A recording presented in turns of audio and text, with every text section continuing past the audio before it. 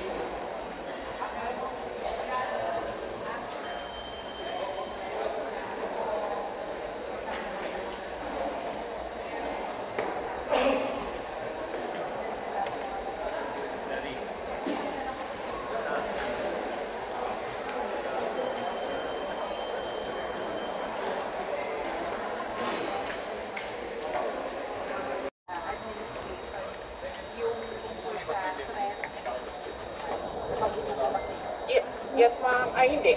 Hindi pa, ma'am. Nag-complain ako noon, if you can remember, in the media, and then they dismissed it. Everything is well documented with documents and videos. And nagsabi ang NSC na national security concern ang threat sa president. Pero apparently, they really do not consider the threat to the Vice President as anything of a concern. So, what kind of country is this? Hindi ba kaparte ng gobyerno ang Vice President? Hindi ba ako binoto ng mga tao? Hindi ba ako ang Vice President ng buong Pilipinas, ng lahat ng mga Pilipino? Are you taking legal action po, ma'am? Ma'am, I do not expect fairness from this government. Really, truly. That is the reason why I'm pussyfooting with court cases. We do not expect fairness. Imagine mo, saan ka nakahanap? Na-admit na yung tao sa hospital, bigla na lang papasok, discharge na siya in less than an hour. Saan ang hustisya dyan? Saan ang hustisya dito? Sa bayan. Last two questions.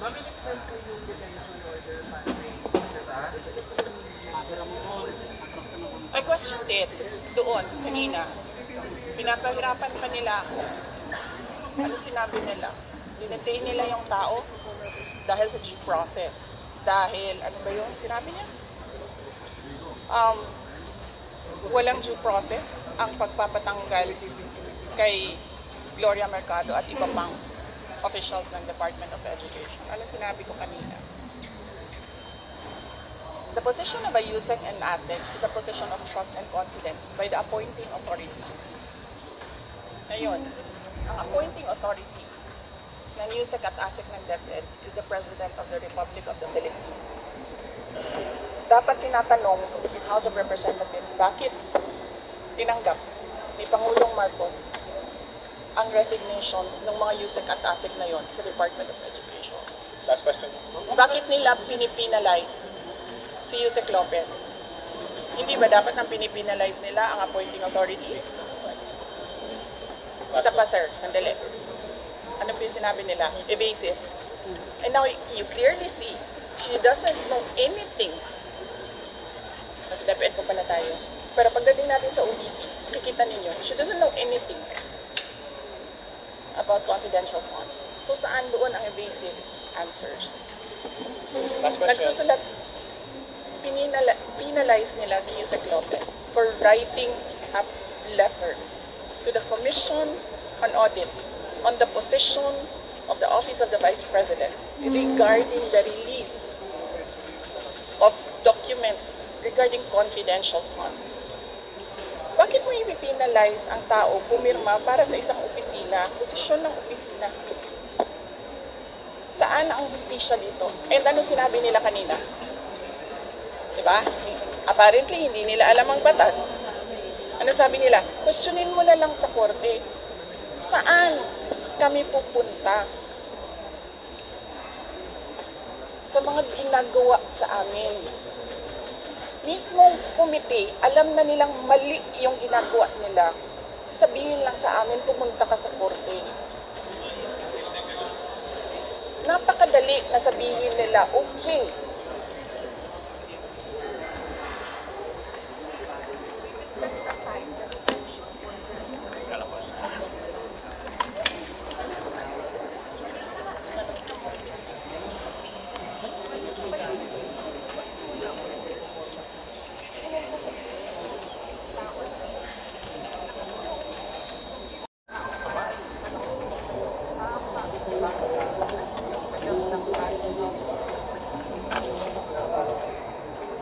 Finally decided to take you home. For the sake of the personal law, clearly,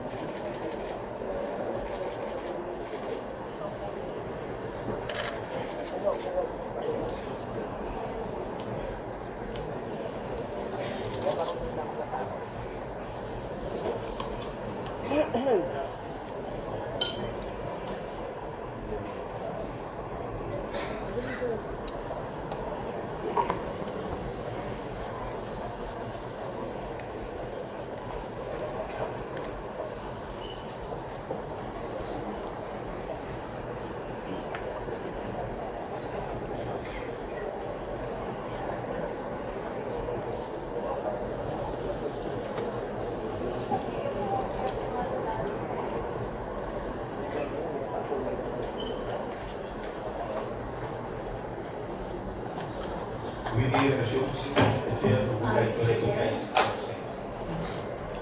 Honor, I would like to recognize Honorable Joseph Lolo Lara, the 3rd District of Cagayan, Honorable Roberto P. Uy Jr., Vice Chairperson from the 1st District of Zamboanga del Norte, Honorable Loreto S. Amante, from the 3rd District of Laguna, Honorable Raul Daniel A. Manuel, from Kabataan Party List, Deputy Majority Leader John A. Asibre from Team Party List, Deputy Majority Leader Franz S. Barrett from the 3rd District of Quezon City, Honorable Daphne A. Labot from the 6th District of Cebu, Honorable Ray Rabe. It repose to the COA. It is the Constitution itself which gave them the responsibility, the authority and mandate. Where in Article 7 of the Philippine Constitution, which is the grant of legislative power, can this committee arrogate upon itself that particular mandate? I would like the question to be answered, Mr. Chair. Thank you, Congressman Marcoleta. The chair would like to recognize the Honorable Congressman Pablo. Thank you, Mr. Chairman. Mr. Chairman, just to clear it out with regards to the jurisprudence that's cited by the Honorable Marcoleta with regards to Ong versus Siri. That is true. Now that the resolution of the Supreme Court favors Ali for Ong, but that is a question of due process because Lincoln Ong was that time was citing contempt. Now question the case of Mr. Chair, I direct and the question to you. I have not yet finished my manifestation of answer the query of Honorable Marcoleta. Mr. Chairman. Mr. Chair, must be honorable. Congressman Marcoleta would Mr. like Chairman. to recognize. Mr. Chairman, I have Mr. also Chair, the question was addressed to the chair. With respect to the chair, I'd like the chair to answer. This is a constitutional issue. Congressman Marcoleta, let me first recognize Congressman Pablo.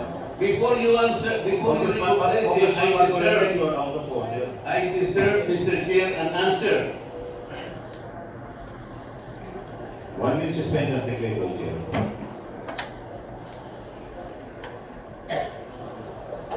Before this committee, Mr. Chair, we cannot arrogate upon our This is away from us. So we want to sit together so that we can confer easily with each other. Please, thank you.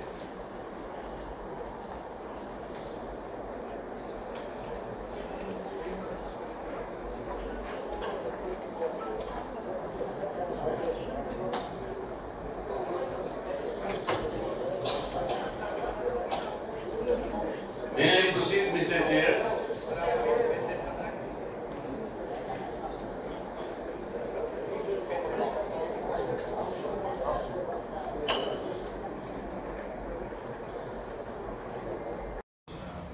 Would you put it in motion? I move that we strike out the word pagwawalas. Second.